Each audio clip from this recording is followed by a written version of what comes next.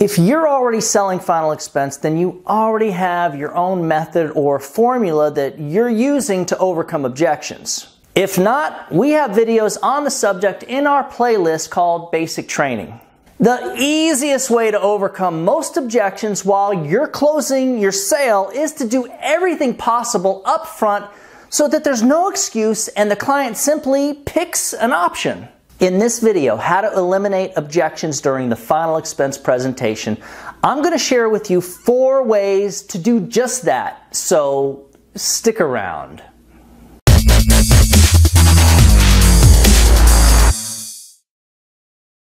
Doug Massi here, and if you're watching this video, we're going to just assume that you're serious about being a successful final expense agent. Therefore, the first thing that I'm going to ask is that you subscribe to our channel if you haven't done that already, and then ring that little bell looking thing that's down there next to the subscribe button.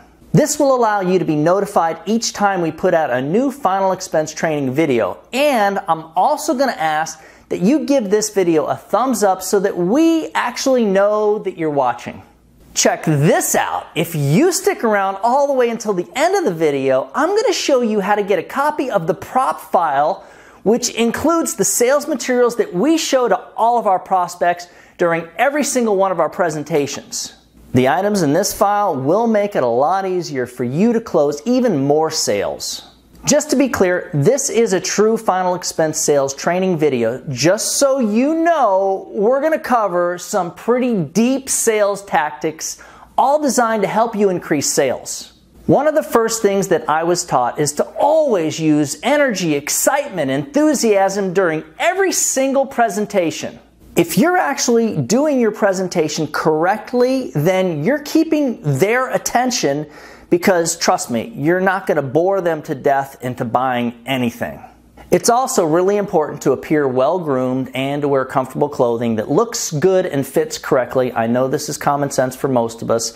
Unfortunately, my experience is that not everybody does that. Think of it this way. If you walked in on your grandma sitting with an insurance agent, if he looked disheveled, you'd be like, dude, you need to get out of here.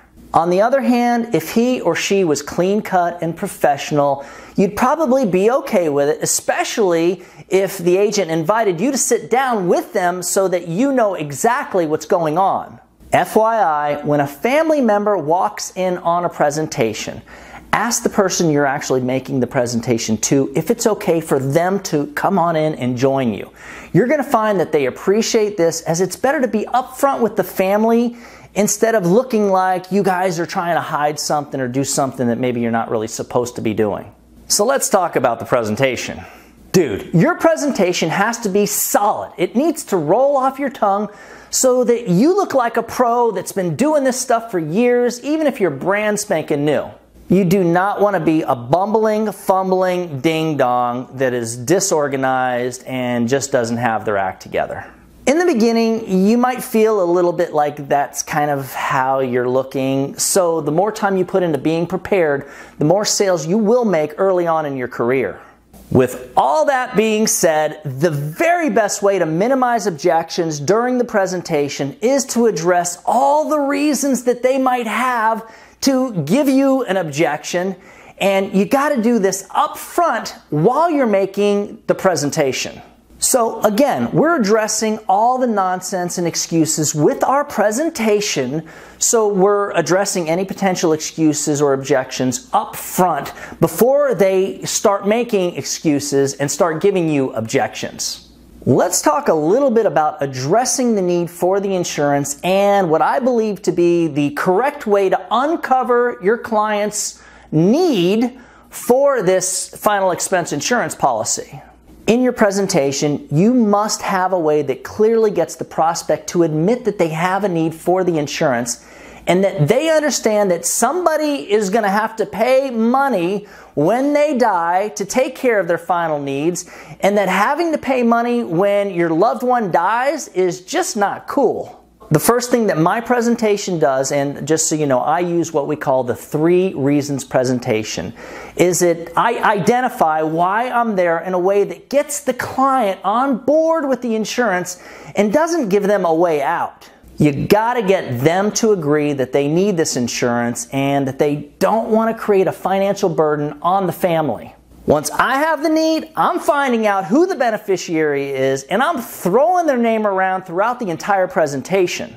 As always, there's nothing wrong with reminding your prospect during different parts of the presentation that this insurance is going to eliminate the burden from the daughter or son or brother or whoever it is. Again, I'll be using their name. Now that we've uncovered the need for the insurance and have clearly spoken about the burden, there are 4 things that you're going to want to do in every single presentation that's going to help to minimize the objections. First, we separate our product from all the insurance stuff that they get in the mail and the stuff they see on TV and the phone calls. So what my presentation does is it lets them know that we have something totally different here and that it's not like that crap that they're being bombarded with. Second, I make it clear that one of the things we're going to do is show several options that will make it easy for them to fit this into their budget. We want them to be clear that our products are specifically designed for folks just like them on a fixed income and for people that have very little money to spend on something like this type of insurance. Third, I take the option of having to pay today off the table entirely. I want to let them know and make them feel confident that we're not going to be taking a payment today. We're simply going to find something that they can actually afford, and then we'll deal with the money part later when it's convenient for them.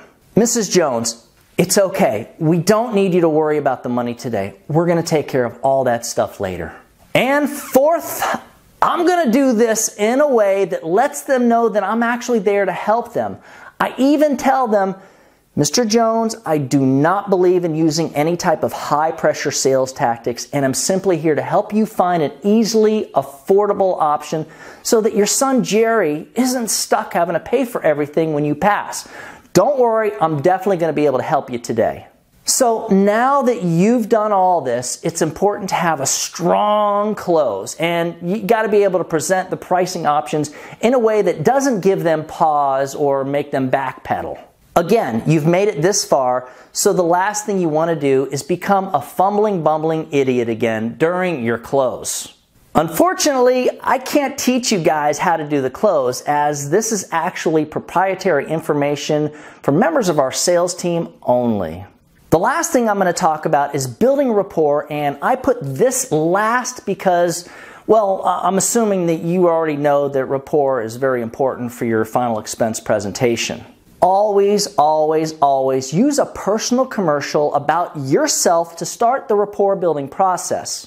The old school way of doing this, and it's still probably the very best way, is to bring a little photo album into every presentation and show your clients who your family and friends are while you're sharing your personal commercial.